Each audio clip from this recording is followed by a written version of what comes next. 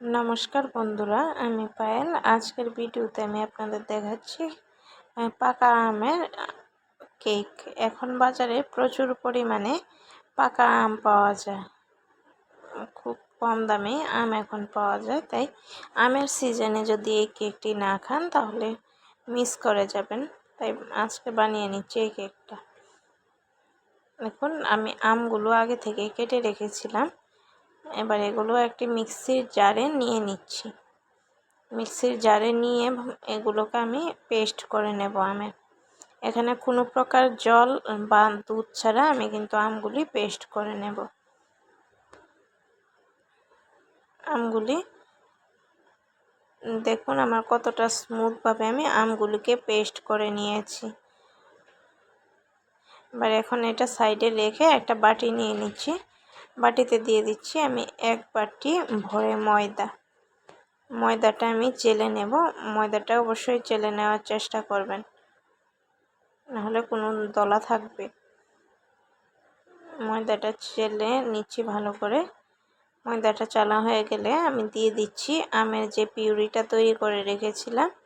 আমি একবারে সবটা পিউরি দিচ্ছি না, যদি প্রয়োজন হয় তাহলে পরে দেব। দিয়ে ভালো করে ময়দার সাথে আমের পিউরিটা আমি মিশিয়ে নিচ্ছি। ভালো করে মেশানো হয়ে গেলে আমি এখানে দিয়ে দেব পাউডার করা চিনি। আপনারা চিনিটা পরিমাণ বুঝে দেবেন। আমগুলি যদি বেশি মিষ্টি হয় তাহলে চিনির পরিমাণটা কম দেবেন, আর যদি আমগুলো টক হয় তাহলে অবশ্যই চিনির পরিমাণটা বাড়িয়ে দেবেন। এখানে আমি হাফ কাপের মতো চিনি দিয়েছি। যে বাটিতে আমি ময়দাটা মেপে নিয়েছিলাম এই বাটিতে আমি চিনিটা মেপে নিয়েছি। চিনিটা দিয়ে ভালো করে মিশিয়ে নিচ্ছি। এবার দিয়ে দিচ্ছি মেল্টেড বাটারটাকে আমি একটু গলিয়ে তারপরে দিচ্ছি।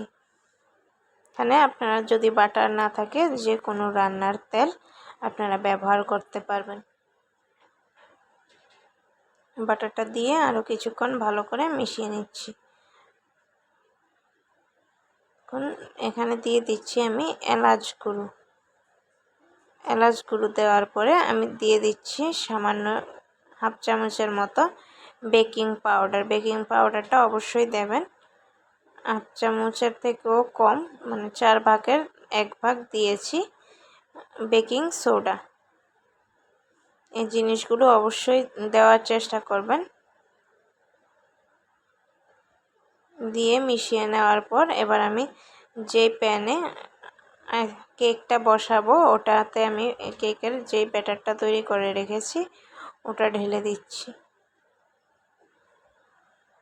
ঢালা হয়ে গেলে আমি একটু ট্যাপ করে নিচ্ছি যাতে ভিতরে কোনো রকমের বাতাস না থাকে।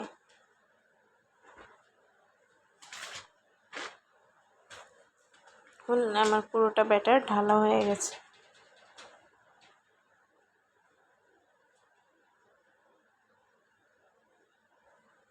এরপরে আমি একটা চামচ দিয়ে ভালো করে এটা সেট করে দিচ্ছি, সমান করে মিশিয়ে দিচ্ছি।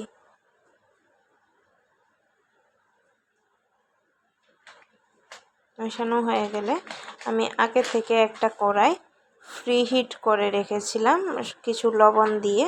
লবণটা আমি অনেকবার ব্যবহার করেছি তাই লবণটা কালো হয়ে গেছে। তারপরে একটা স্ট্যান্ড বসিয়ে দিলাম, বসিয়ে আর কেকটা রেডি করে রেখেছিলাম ওটা দিয়ে ঢাকা দিয়ে দিচ্ছি। 20 থেকে 25 মিনিট পর আমি দেখাচ্ছি আপনাদের।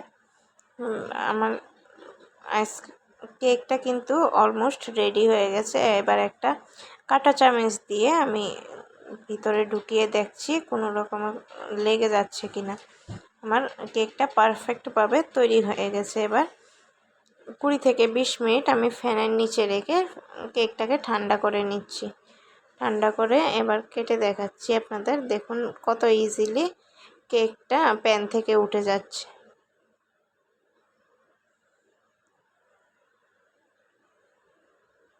দেখুন প্যানটাকে উল্টানোর পর কত ইজিলি কেকটা এসে গেছে। কেকটা উল্টে এবার আমি কেটে দেখাচ্ছি আপনাদের কতটা স্পঞ্জি হয় এই কেকগুলা। অবশ্যই একবার বাড়িতে বানিয়ে ট্রাই করবেন। আর ভিডিওটি যদি আপনাদের ভালো লাগে অবশ্যই লাইক, কমেন্ট এবং সাবস্ক্রাইব করার অনুরোধ রইল চ্যানেলটি। আর ফেসবুক থেকে ভিডিওটি যদি দেখেন অবশ্যই পেজটি ফলো করার অনুরোধ রইল। দেখুন কতটা স্পঞ্জি। ধন্যবাদ সবাইকে সাথে থাকার জন্য।